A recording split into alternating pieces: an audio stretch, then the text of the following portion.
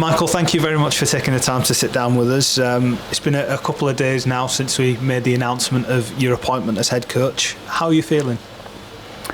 I'm refreshed, excited, lots and lots of different words, but I've got a real appetite to come in and try and hit the ground running and rebuild and get back to where we've just come from. I'm fully aware that it won't be that easy.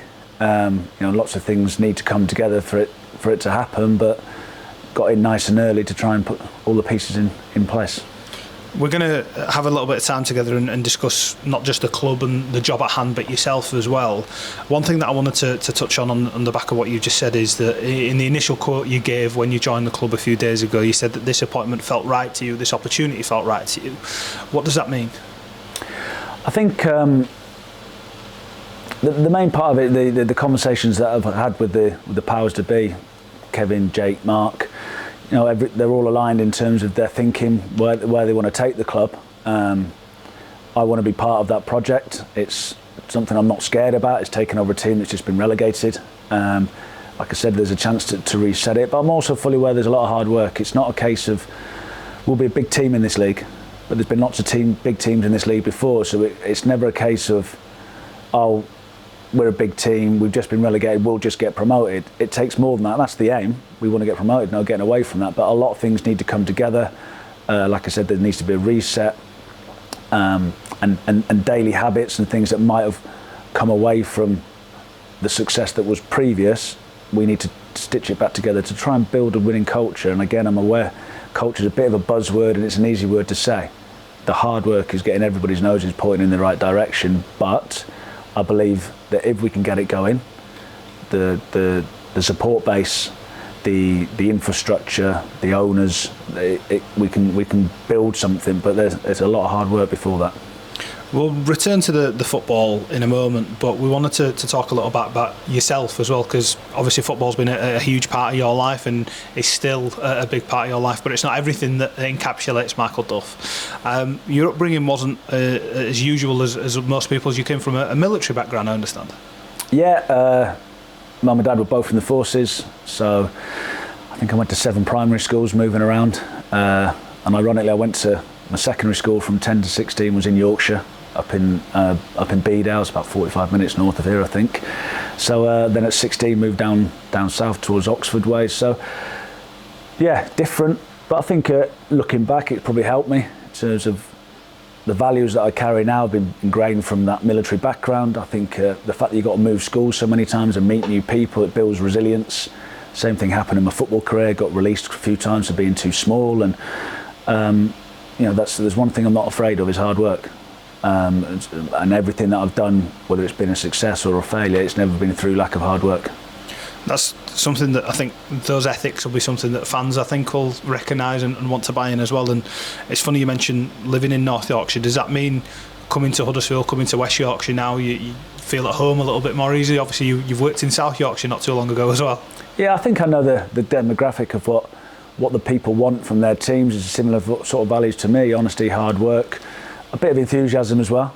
That's sometimes it can be a bit glass half full, but that's just the typical Yorkshire person. But I think once they see players working hard and having a go, they can forgive mistakes.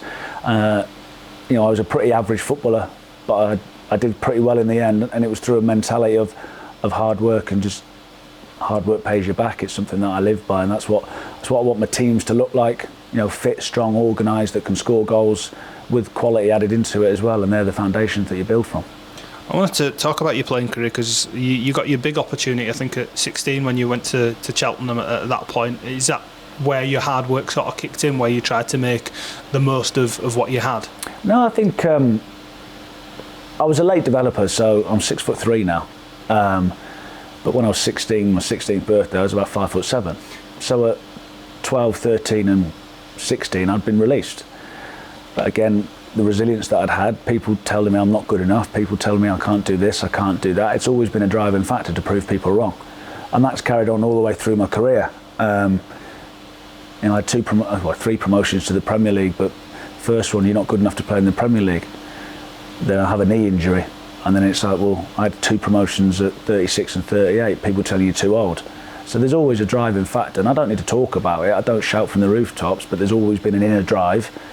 I'm motivated. I'm still motivated. I've just had the first 5-month break that I've had since I was 16 years old. So, I'm a firm believer that hard work pays you back, and you'll probably hear that quite a few times, because I don't believe there's an easy way to success.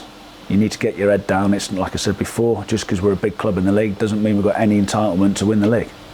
It doesn't work like that, and it's instilling that mentality of everyday habits, and then once you keep doing, your habits get better and better and better, you start winning hopefully a few more games, and it grows from there.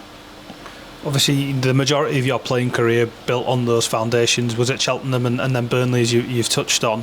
You were both clubs for a very long time. You enjoyed long spells there. I think both clubs would look at you as a legend. We've got a Burnley supporter I spoke to this morning that said you're a Burnley legend to me. That must mean a lot to you that you've left an imprint at the clubs you've been at previously. Yeah, I'm very lucky in terms of, I don't know how many games I played, 700-800 games I think it was, and for 2 clubs. I've 300 for both, I know that. I had 3 promotions with both of them as well, so I look fondly back on my time with the 2 clubs. And the irony is I went back to Cheltenham to start managing, so I think in 27 years I had 2 clubs. It's been slightly different in the last couple of years, but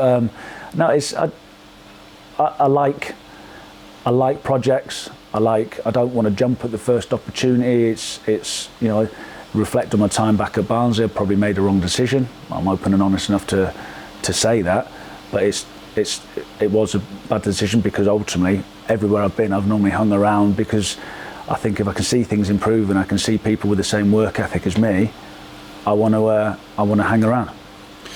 You'll have obviously crossed paths with Huddersfield Town in those playing days. Are there any memories in particular that stick out? I know you mentioned our club ambassador Andy Booth might have swung an elbow or 2 in your direction in the air in a couple of battles. Yeah, I think that's a pretty long list. It's I think I've done it 3 or 4 times. I don't think he was one of them. But no, I've played against Huddersfield when they were in League One, and it was a cup final. We were at Cheltenham. We were in non-league not that many years before, and you come off the M62, you come down the hill, and the first thing you see is the stadium. So it's like I said, there's no entitlement just because you've got a bigger crowd and a bigger stadium.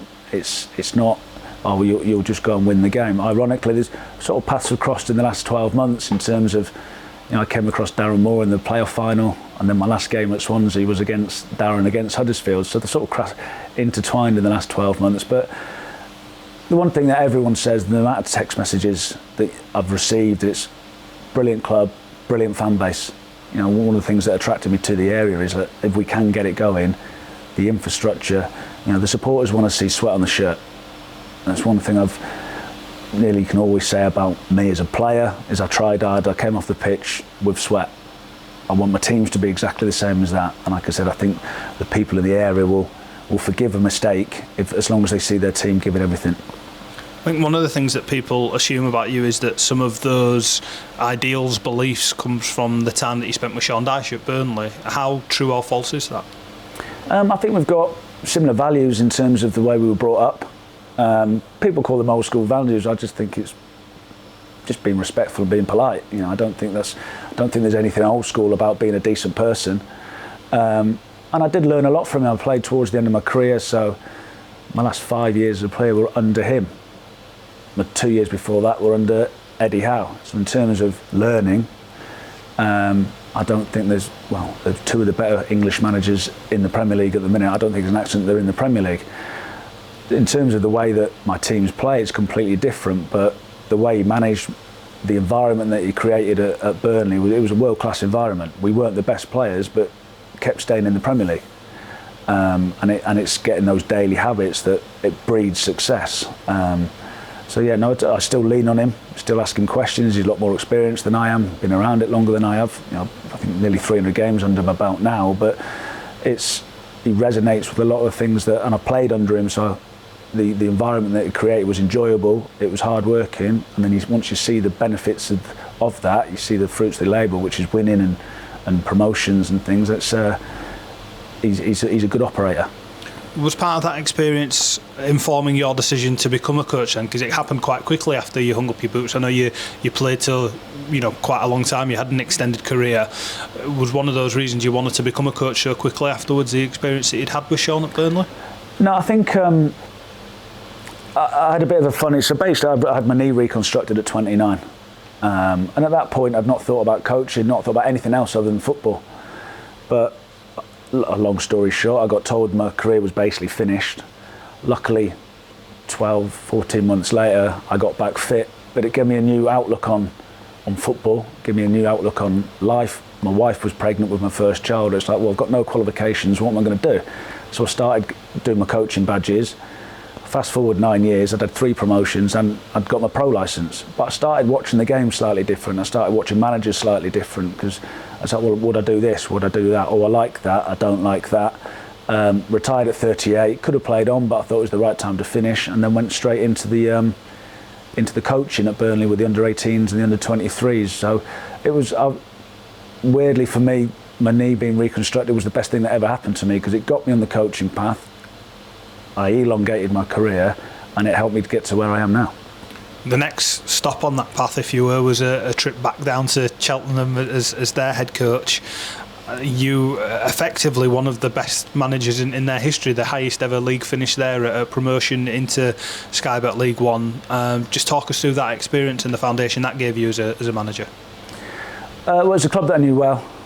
I think we were 22nd in League Two when we took over, so I knew there was a big job. I think Daichi thought I was mad taking the job, but I had that hunger to. I didn't want to be the bloke down the pub, 50 years old, going, I could have done that.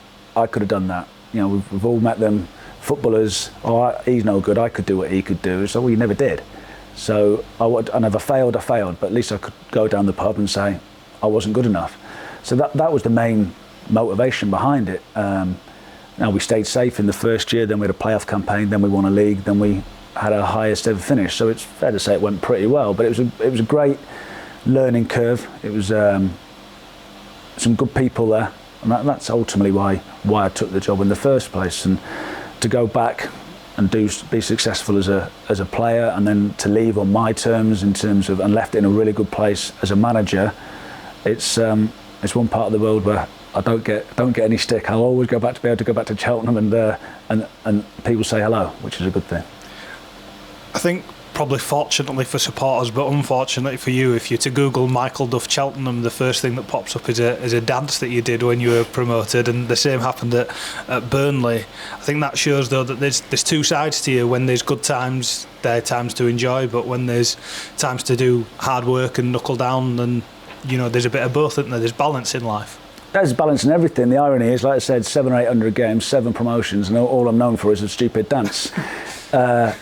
No, that came around. It was the first promotion with Owen Coyle at Burnley, 2009-10. So it was in around the time when Soccer AM were doing the dance off and all that sort of stuff, and all the lads were messing around in the change rooms doing it. And I actually pinched it off a mate of mine, and we did it. I think it was Cardiff away, and I did this stupid dance, and the lads fell about the place laughing, and we won. And Coyley was really superstitious, so I had to keep doing it, and that's why the first time it was done, it was actually under the stands at Wembley. I'm thinking no one else is going to see this apart from the players. And then fast forward a few years, we got promoted again, and we're on at Burnley, and the supporters started chanting for the dance. I've not done it since then, so I did it again, and then obviously at Cheltenham again. It was COVID, didn't tell anybody about it. It's not something I'm particularly proud of. The supporters started to do the dance, so I did that stupid dance. The good thing is it means we've been promoted. It's not something I do every Saturday night, I can assure you of that, but it's a little bit of fun, but it's always off the back of a little bit of success, which is the key. I was going to say, if there's enough clips of it, that means you've had enough success up until now. So I'm not sure it's something to be too embarrassed about. There's plenty of careers that don't have those highs in it. You then joined Barnsley from Cheltenham off the back of a few great years there, and your first season there was a resounding success up until the last game. You obviously had 10 men in the playoff final, but it was almost a parallel as to what you've had here at Huddersfield with the task ahead and what you want to try and achieve at least. Just talk us through that time at Oakwell. I really enjoyed it. Like I say, lots of similarities in terms of a team that had just been relegated out of the Championship. Like I said before, I thought it was a good time to leave Cheltenham. At the time, I thought I'd taken them as far as I could. Lots and lots of work at the start. Came in fairly late, and it was difficult at the start. Like I said, it's players being players, just assume I'll just go back to the level that I'm at, and it's not quite that simple. But once we got it going, and we reconnected the fan base. I think the last 5 or 6 games of the season, it was bouncing, it was packed, and ultimately ended up in defeat. It was a shame. It's not very good when you get an apology from the head of referees the day after a playoff final saying we should have had a penalty in the 48th minute and it shouldn't have been a red card in the 50th. But I was immensely proud at the final whistle. Slightly disappointed, but to go from where we were to then was an amazing experience. It was really, really enjoyed my time. Some good people, supporters were fantastic, and like I said, reflection, I probably shouldn't have left when I did. There's circumstances behind that as well, which I don't need to go into, but really big learning curve. Really enjoyed my time there. I was going to say, if you want to have a conversation with Town fans, you can sit down for a while about decisions in playoff finals, but that's that's where I'll leave that. Swansea City then came in for you and played a significant fee to release you from that Barnsley contract. Having spoken to you since, I think that experience has given you as much insight as to what isn't a good fit for you and what is the type of job you want as well as what isn't. So overall, although it may look like a negative, I think it's given you a positive outlook on the back of it. Yeah, I think that it didn't work for them and it didn't work for me. I think it's quite clear. But the actual football club, the actual part of the world, a beautiful part of the world, the support, the facilities they've got, the supporters are really, really passionate about their team because of where it is. It's got a big catchment area. So I've got nothing bad to say about the football club. It just didn't work for either party. But I left school at 16. I was 46 when I got sacked. So the last 5 months I've had my first break in 30 years. So you learn more when times are tough. I didn't win a game for my first 8 games at Cheltenham, and you learn so much in that time, and that was very similar. I made mistakes and things didn't quite work out, but I've got no regrets about why I took the job. It just didn't work for both parties. Happens in football. Move on. A better person and a better manager. It gives you a bit of time to reflect, as you say. Those 5 months have been conversations with clubs, not just yourselves. We don't need to go into that, but I think it speaks volumes about this opportunity and wanting to come here, that after that time to reflect, you find yourself sat here as Huddersfield Town head coach. Just give us an insight into what those conversations with the chairman Kevin Nagle, CEO Jake Edwards and sporting director Mark Cartwright were like. What did they persuade you to want to come here? Just the aligned vision and the ambition within it. So yes, there's a relegation within it. No one at the football club wanted to get relegated, but the thing that does allow you to do is have that reset moment. So it's not like the owner's walked away now and go, we've been relegated, I'm going to walk away. He's probably hungrier now than what he was. He's obviously a very, very successful man. And we sat down and had conversations, and it's like, well, we want to rebuild the team, rebuild the club, rebuild the relationships. So all those things, winning games obviously, but I felt it was the right time. I had quite a few conversations with quite a few clubs, and I just didn't feel anything was particularly right at the time, whether it was too soon for me or whether it just didn't feel right at the time. Like I said, my learning from the Swansea one is I needed to pick the right club in terms of did I fit with them and did they fit with me, and ambition within it as well. So I was lucky that I was in a position that I could take my time. I'm raring to go. It's the end. It's not even the end of the season yet, and it's just speaking to some of the staff, and they're ready for a summer holiday. Well, I've had about 3 or 4 holidays in the last 5 months, so I'm definitely ready to go. It's a 3-year contract that you've signed with the club, which shows a bit of commitment from both sides, a bit of ambition as to what we want to achieve over the next few years.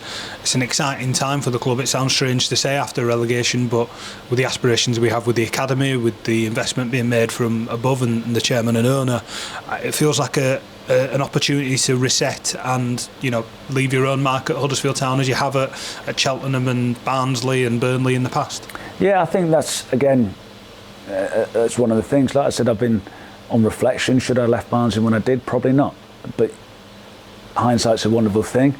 I don't see that mistake happening again with me. I'm fully aware that you need to win enough games to move the club forward, but the ambition from everybody, like I said, the infrastructure's already here. The training ground's getting better. They're spending more money on it. They're spending more money in the academy.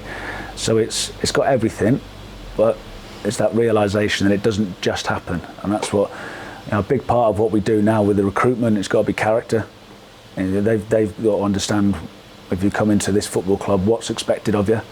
Like I said, the supporters want to see sweat on the shirt, and that's a big part of it. And that hopefully will give them a team that the supporters are proud of, and then they want to go home and say, yeah, we got beat today, but I don't mind getting beat that way. Hopefully that doesn't happen very often. It's more wins, but it's getting that buy-in from all parties. Of course, and a big part of that will be the pre-season that we've got ahead, and you referenced this before. We've hired you in great time to start work immediately. Before you've talked to us, you've been upstairs having conversations with the footballing staff, so there's been no pause on that. We've got a trip to Austria to come, friendlies to play. This will hopefully give us the best possible chance to hit the ground running and try and succeed immediately as much as possible under yourself. Yeah, that's the they're the plans that hopefully they come true, like you said. And it's not a case of we're not in a rush. So I'm trying to build relationships with staff, Jake, Mark, the owner. So we're all aligned in terms of everyone talks cheap.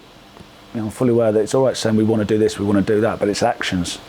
So we've got an opportunity to action some of the words that we're saying now, build those relationships, understand what everybody wants from the football club, and start pre-season with hopefully a core group of players that are fully aware of what's expected of them. Plans are already in place in terms of, like you said, going on a trip and things like that. So it's really exciting times. Other than that draw against Swansea in Swansea, I'm not sure you've had the opportunity to head coach against Huddersfield too much. What would you explain to supporters of how you'd want your team to play? What are the characteristics and hallmark of a Michael Duff side that, if you walked away from a game, that's what you'd want people's perception of your team to be? I think the first three things, and I've always said this, I want my teams to be fit, strong and organised. They're the non-negotiables. And then with that, you want exciting football. You want to get in people's faces. You want to put the ball in the box and whenever you can, but that doesn't just mean smashing the ball in the box from the halfway line. It's working it into areas, getting forward passes, putting crossing the ball from good crossing areas, being organised defensively. That when we have to sit in, and teams don't just open us up. But yeah, it's a bit of a buzzword, but it's that front foot football. We want players to run. We want to run forward. I'd rather the ball be put at risk every now and again, rather than just keeping the ball for keeping its sake. So, I want to play out from the back. I don't want to just every goal kick. I want to play out from the back, but I want to play forward as well. So you want a blend of, well, they're not just going to play out from the back all the time. They're not just going to smash it all the time. So we've got an answer all the time. So when different teams will have different questions asked of us this year, because we will be a bigger team. So can we open up a team with good football? If a team wants to come and press us, can we go over the top and play that way? And it's getting that blend and implementing a structured style of play, which is successful, effective and exciting. As well as living and breathing the football side of the team you belong to, the community side is obviously important, especially at a club like ours, with a real family feel, a real close-knit feel between the football side and the community and our supporters. I know that's something that's important to you. That's something that you want to do, isn't it? Ingratiate yourself with supporters, not through results, as well as doing some work in the community, speaking to them when possible. And I think there's a misconception with yourself that you'll be commuting in 4 hours a day, which obviously isn't the case. So we can nip those in the bud. You've obviously got a family life that you don't want to uproot, which anyone with a family can understand, you'd hope. But you'll be in Huddersfield. You live here the majority of the time, and Huddersfield Town are your family, but your other family come first in other instances as well. Yeah, I think, well, first and foremost, like I said, football's the second most important thing in my life. So my family always come first. But the same as what it was when I was at Barnsley, I lived in the middle of Barnsley in a flat. So, when I'm up here, I'm all in. Nothing more certain, I'm all in. And every now and again, if you get a day off, I'll go home, but it's never at the detriment to the football club. That's one thing I can assure everybody. I've got kids that are doing their GCSEs, but when I'm here, I'm all in. I was the same as a player. I've just said it. That's what I expect from my players. And then in terms of the community, 100%. There's a lot of similarities with the clubs that I've been at in terms of Burnley, in terms of Barnsley. The football club's the heartbeat of the community. You take this football club out of this area, lots of people would be lost and don't know what do they work for. People go to work so they can go and watch their team on a weekend. So, and again, you talk about recruitment of players and things like that. It's important that they understand that's what they're walking into. They're not just footballers. They're not just coming in, picking a wage up and disappearing. They need to integrate with the supporters. They need to understand the demographic of what the supporters expect from their team. So that's, and I can't, that comes from me, that comes from the staff, that comes from the players, and like you said, just rebuilding it all and pulling it all together. And it's a really, really satisfying thing when you see it. It was really disappointing my time at Barnsley when we get beat in the playoff final, but in the 10 months that we were there, from the start to the finish, when the supporters are clapping the team off the pitch because they're proud of them. We just lost at Wembley. But every single Barnsley player was immensely proud of their team, and that's where we want to get to with this. We obviously know, and we're no strangers to the fact that there's a big task ahead, but there's a confidence about how you speak about the task ahead. There's an assuredness about the methods that we'll have to try and tackle that. I guess you are, at this point, looking forward to the season and excited to get going and get your hands on it. Yeah, well, you're always excited when you've not lost a game. The whole opportunity, like I said, the conversations we've had, what I see the potential of the football club. They've been in the Premier League a couple of times in the last 10 years, but again, that means nothing now. It's water under the bridge. Last year, it's gone. There'll be lots of reasons what went wrong. I want to come and make my own assessments. I don't want to be tarred by other people's opinions and other people's their versions of things. Come and make your own assessments. Obviously, you'll take sort of guidance and take counsel from certain people, but it is a reset. It's an opportunity to start again, and sometimes you've got to go backwards to go forwards, and this is that opportunity. Again, always referencing back there, you look at some of the clubs that have been in this league in the last few years. It doesn't just happen.